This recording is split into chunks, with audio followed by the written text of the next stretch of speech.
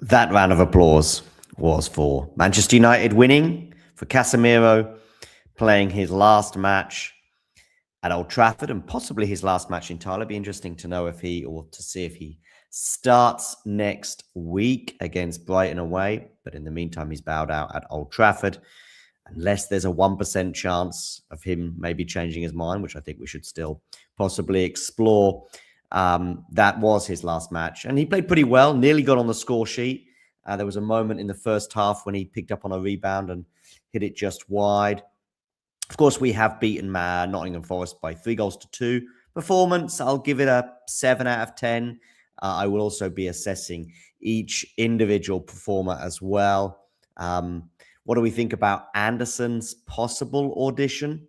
Still see probably him more likely to end up at Manchester City than Manchester United. Plus the price tag, I would personally be saying, look, it's 100 million, take it or leave it. I wouldn't go beyond that, particularly as that will take a huge dent in our transfer kitty for other matches coming up other potential purchases this coming summer. It would probably mean that our next two purchases would probably have to be for the midfield, would have to be in the 20 to 30 million bracket. That's assuming we can let go as well of Ugarte. I say let go. I think we can let go of him. It's just a case of whether we can bring in a decent transfer fee. Looking at some other moments in this match, of course, we took the lead through Luke Shaw early on. His place, I think, could be under threat come next season, particularly in terms of him going forward, but good to see him get on the score sheet. I'm not sure how many goals he's got this season, but I'm going to find that out right now. That might be his first. Was that his first goal of the season? Bruno, of course, equaling the assist record, which is probably the more pertinent stat from today. I'm honestly not as, despite it being in the thumbnail and the headline and everything else, I like it, but I'm not overly enthusiastic about it. Some people seem to be obsessed with it. I certainly aren't. But he has equaled that record today, so fingers crossed he can get it next week. I also kind of just want it out of the way. Did you see how as well Bruno got frustrated with, for example, Mbeumo and Xerxes on a couple of occasions? Mbeumo, despite getting on the score sheet. Yeah, I think I do see Mbeumo being a squad player, at least to begin next season. I would like to see a forward come in this summer who can maybe usurp him in the starting lineup and see probably Cunha, Sesko, and then that newbie who comes into the team with Mbeumo and Ahmad as backup. Dorgu also made a cameo today. I think he might even have hit the post in the final stages. Ahmad actually had a pretty decent match. In fact, let's have a quick look at the lineup from today and see who played well and who perhaps didn't.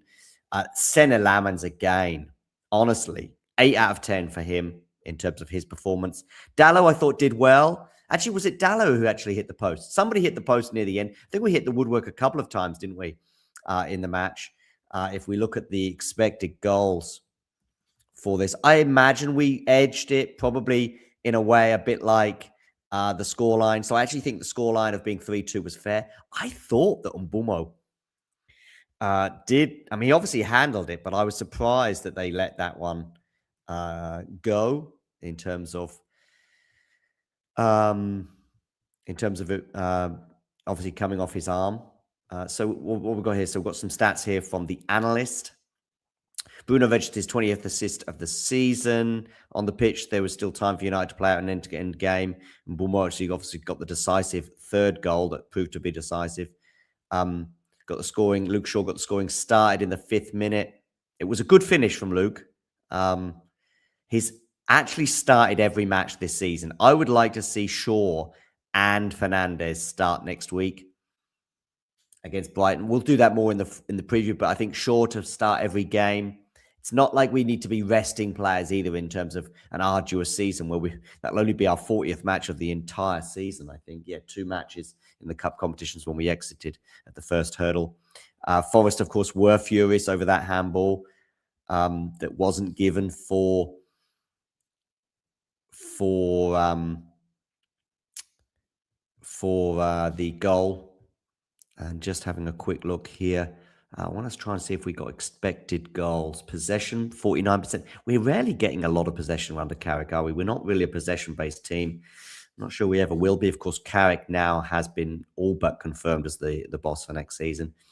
I thought there might be some kind of ceremony today. I know that certain people were speculating that. Wayne Barton was suggesting that might be the case. The author who came on for our remembering of the Juventus win 3-2 in the Stadio degli Alpi. We did a show on that. We also got a show already out regarding our 1991 Cup Winners' Cup triumph. Please do check that out. And we will be having a show coming out in the next 10 days or so on the anniversary of winning the treble and the Champions League final. I'm going to be speaking to Rob Smythe from The Guardian about that tomorrow. But that is all for elsewhere.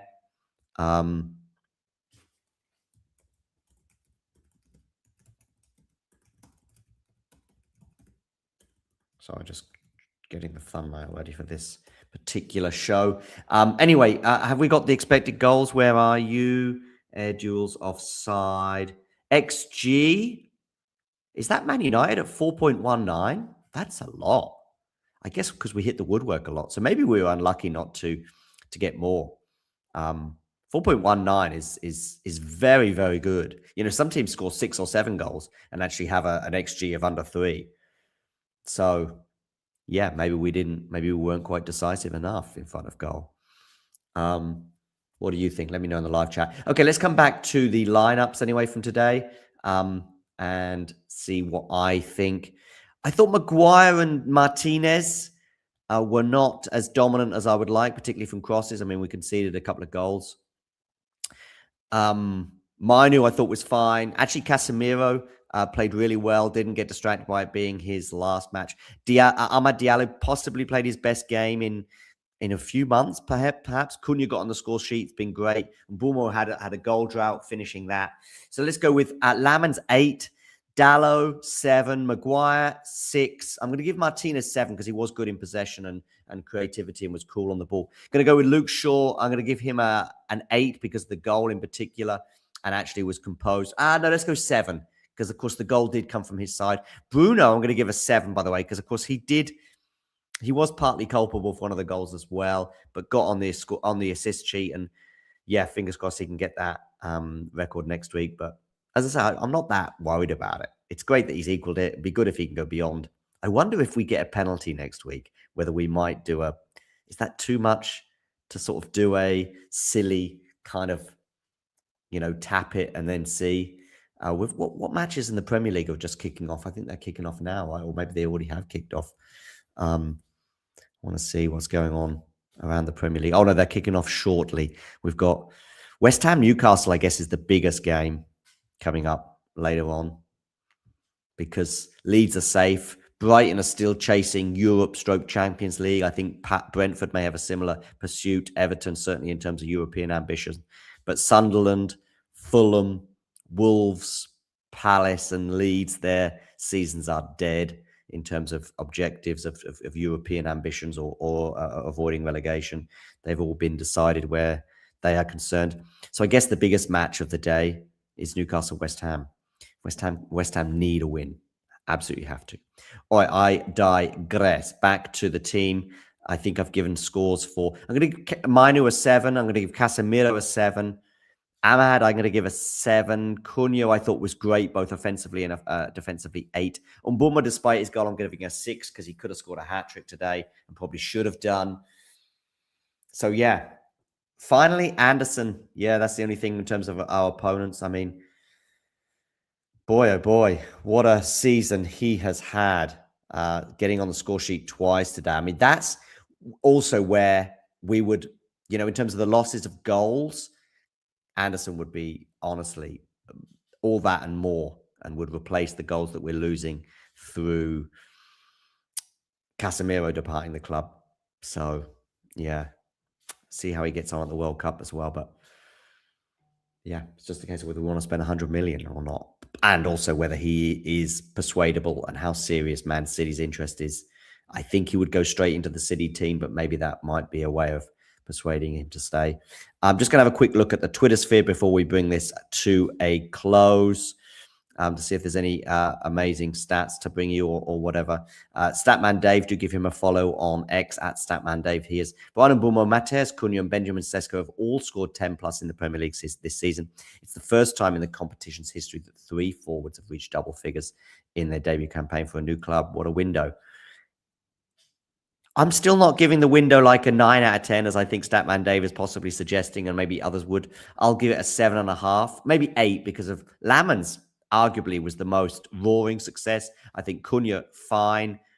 Sesko, okay for a debut season. Could do more. Got double figures. Mbeumo, I think it's a bit of stat padding there.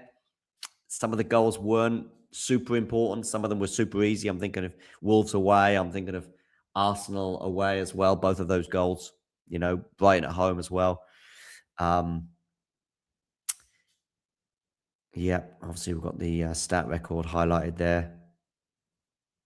Bruno into the history books. I guess that is the headline for many people. But anyway, let me know in the comment section below. Make sure you hit the like button, subscribe to the channel if you're new. We'll be back with plenty more to come. Post-match reactions, previews, analysis, going down trips down memory lane, remembering matches and momentous moments in the club's history from the past, and also with one eye on the future when it comes to transfers. That's all to come in the coming days and weeks. So please do hit the subscribe button as we head unerringly towards 100 subscribers.